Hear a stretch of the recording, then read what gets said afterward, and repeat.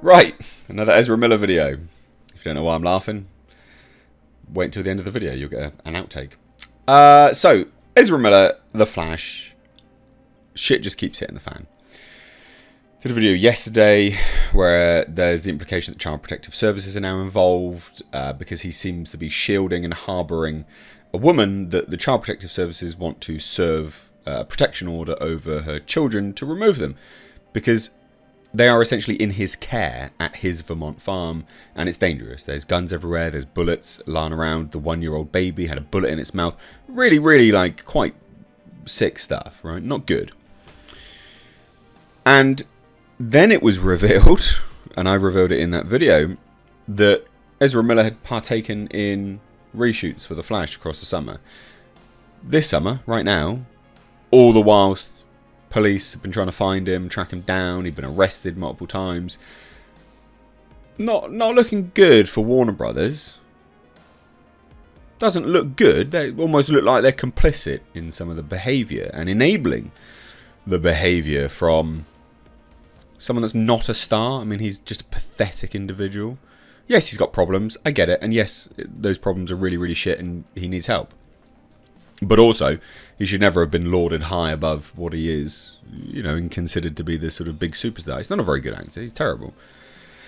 So they're complicit in this behaviour. And now it turns out that there's 3 options that they're considering. So I thought we'd dive into it. I've been keeping you up to date on this. This is the never-ending saga of Ezra Miller and The Flash.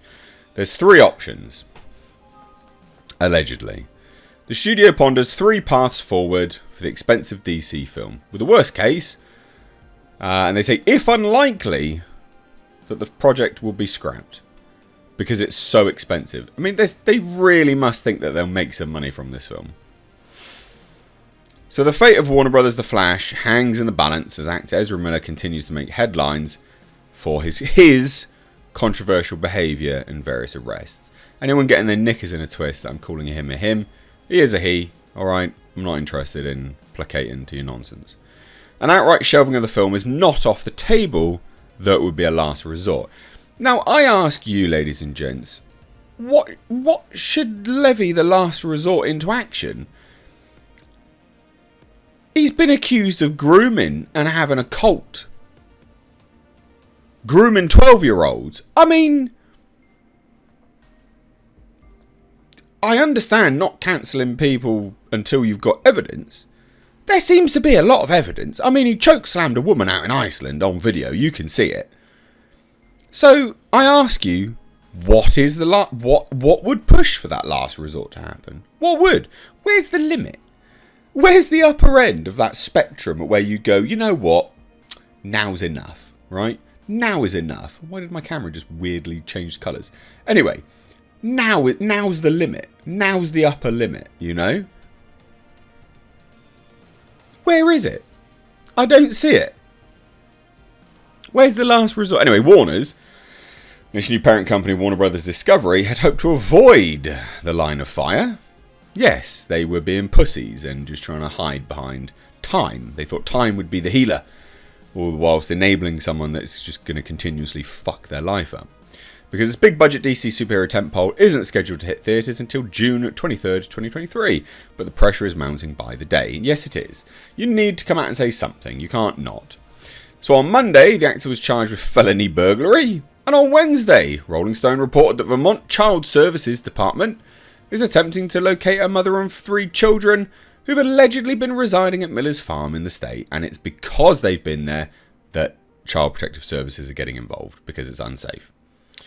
So a source with knowledge of the situation says the studio appears to be preparing for 3 possible scenarios. So let's break them down. First scenario. Warner's has received indications that the 29-year-old Miller, whose mother has accompanied the actor in recent days, will seek professional help after returning home to their farm in Vermont after being away. If that happens, Miller, who goes by they-them pronouns, so he, I don't give a shit, could give an interview at some point explaining their erratic behaviour over the past few years. The actor could then do limited press for The Flash, and the movie would open in cinemas as planned. Now let's break this down as an option. Doesn't matter whether it is his mother's accompanying him or not, apparently seeking professional help when he's returned home to his farm. I think that's utter nonsense.